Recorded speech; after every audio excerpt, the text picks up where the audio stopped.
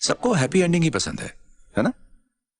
पर ऐसा हमेशा तो नहीं होता। व्हाट स्नैप गाइस, कैसे हो तुम लोग? आज की इस वीडियो में मैं आपको बताने वाला हूं कि क्या होता अगर आयरन मैन थैनोस के स्नैप को सरवाइव कर जाता। प्लस आज मैं आपको आयरन मैन से रिलेटेड कुछ ऐसे फैक्ट बताऊंगा जो कि 99% लोगों को नहीं पता होंगे। क्या आपको पता है स्पाइडरमैन होमकमिंग में टोनी ने पीटर के सूट में हीटर लगाया था क्योंकि आयरन मैन 3 में उसके सूट के फंक्शन बर्फ में जाम हो गए थे। टोनी अपनी गलतियों से सीखता है। क्या आपको पता है एवेंजर इन्फिनिटी वॉर मूवी में टोनी ने अपने सूट को नैनोटेक से अपग्रेड कर लिया था जिसके अंदर कोई होल्स और गैप नहीं थे, क्योंकि Captain America Civil War movie में एंटमैन अपने साइज को श्रिंक करके उसके सूट के अंदर घुस जाता है। टोनी अपनी गलतियों से सीखता है। क्या आपको पता है एवेंजर इन्फिनिटी वॉर में टोनी अपने सूट को रॉकेट बूस्टर में अपग्रेड कर लेता है पीटर को पकड़ने के लिए, क्योंकि कैप्टन अमेरिका सिविल वॉर में वो रोडी को कैच नहीं कर पाया था टाइम पे। इन सभी बातों से हमें ये तो पता चलता है कि Tony always learn from his mistake. तो एंड गेम में अगर टोनी थैनोस के स्नैप को सरवाइव कर जाता तो वो फेज 4 में one of the most powerful characters में से एक होता, जिससे लड़ने से पहले गॉड्स और सोर्सरर भी 10 बार सोचते। अब मैं ऐसा क्यों कह रहा हूँ, वीडियो के एंड तक आपको ये बात भी क्लियर हो जाएगी। Reason number 1, Tony easily replicate Pym particle. Ant Man movie में हमने देखा कि हैंक पिम ने अपनी पूरी जिंदगी लगा दी इस उम्मीद में कि ये पिम पार्टिकल किसी स्टार्क के हाथ ना लग जाएं। हैंक पिम हमेशा कहते थे किसी स्टार्क पर भरोसा मत करना। तू कौन है बे?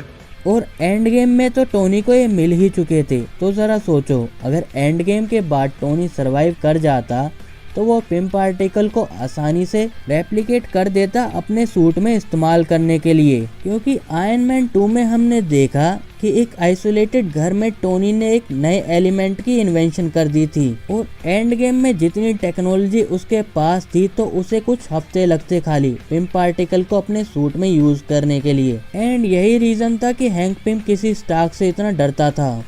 Reason number 2, Tony fitted time machine on his armour. Tony एक फ्यूचरिस्टिक इंसान है जो कि फ्यूचर के खतरे के लिए पहले ही तैयार रहता है, तभी तो टोनी ने चित्तौरी आर्मी आने के बाद अल्ट्रॉन बनाया। हाँ, वो बात अलग है कि वो प्रोजेक्ट इम्परफेक्ट था, बट जब अब उसने एंड गेम में थैनोस को देख लिया था तो तब वो अपने आप को और भी परफेक्ट करता फ्यूचर में आने वाले बड़े खतरों के लिए। क्योंकि एवेंजर एज ऑफ अल्ट्रॉन में हमने देखा हेलेन जो जब टोनी के आर्मर्स का मजाक उड़ाती है इस घमंड में कि उसने जो रीजनरेशन कार्डल बनाया है वही आने वाला कल है। यही आने वाला कल है टोनी, तुम्हारा भद्दा धातु का सूट भंगार में बिकेगा। हाँ, यही तो मेरा प्लान है। और इन्फिनिटी वॉर मूवी में हमने क्या देखा, टोनी ने पूरा रोम जितना बड़ा रीजनरेशन कार्डल को छोटा सा बना के अपने आर्मर की फिस्ट में फिट कर दिया। और ये चीज ये शो करती है कि टोनी को अगर कोई चीज इम्प्रेस करती है तो वो उसे अपने सूट में इम्प्लीमेंट कर देता है। तो अगर टोनी एंड गेम में सरवाइव कर जाता तो उसके बाद वो टाइम मशीन को छोटा सा बना के अपने सूट में यूज जरूर करता। रीजन नंबर 3, जो कि टोनी को सोर्सरर और गॉड से भी ज्यादा पावरफुल बना देता है, complete knowledge of infinite time coordinates. और ये रीजन टोनी को मल्टीवर्सल लेवल पे ले जाते हैं। जरा सोचो, टोनी ने क्वांटम रेम में टाइम मशीन के साथ खाली कुछ ही दिन काम किया था और इतने कम टाइम में भी उसने क्वांटम रेम के अनंत कोऑर्डिनेट्स से कुछ ऐसे पर्टिकुलर कोऑर्डिनेट्स फाइंड आउट कर दिए जो पिछले कुछ इवेंट के थे। बट यहाँ पे नोटिस करने वाली बात ये है कि एंटमैन एंड द वॉस्प में जेनेट हैंक से बोलती है अगर तुम एक बार मेरे कोऑर्डिनेट्स की लोकेशन पे नहीं पहुंचे तो नई लोकेशन ढूंढने में तुम्हें सालों लग जाएंगे। और वहीं एंड गेम में हमने क्या देखा,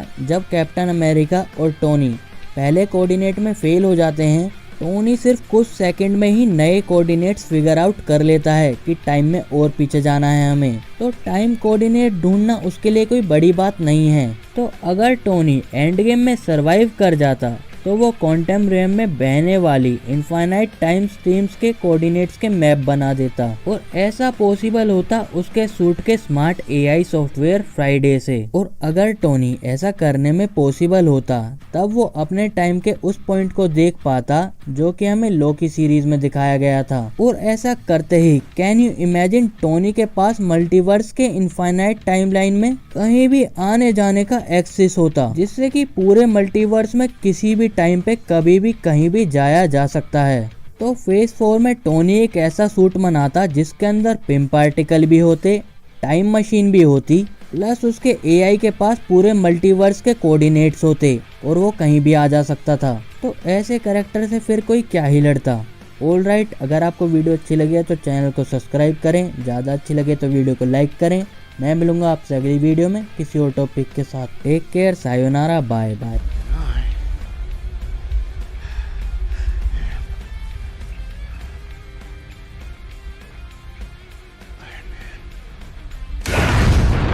नहीं